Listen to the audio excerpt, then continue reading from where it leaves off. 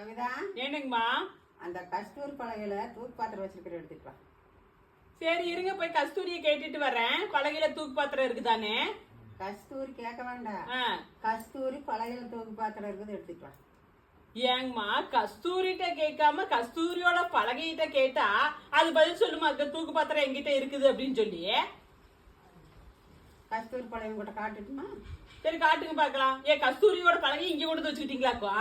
அதுதான் இப்படி இப்படி கை காட்டுறீங்களா? கஸ்தூரி பலகை இங்க இருக்குது இங்க இருக்குதுன்னு. ஆமா. இருங்க, அவட்ட சொல்லி வைக்கிறேன். தடிங்களையே இருக்கட்டும், வா வா வா. காட்டுங்க பாக்கலாம். பாருங்க, காட்டுங்க. போங்க பாக்கலாம், கஸ்தூரி பலகையை எப்படி காட்டுறீங்கன்னு பாக்குறேன். கஸ்தூரிட்ட இன்னைக்கு உங்களை மாட்டி விடல. என் பேர் கவிதா இல்ல. எது கஸ்தூரி பலகை? கஸ்தூரி பலகையில தூக்கு பாத்திரம் இருக்குதா இல்லையா? ஓ, இந்த பலகை பேரு கஸ்தூரி பலகையா? ஏன் அவகிட்ட இருந்து வாங்கினீங்களாக்கும்? அதனாலதான் இந்த பலகைய கஸ்தூரி பலகை அப்படிங்கிறீங்க.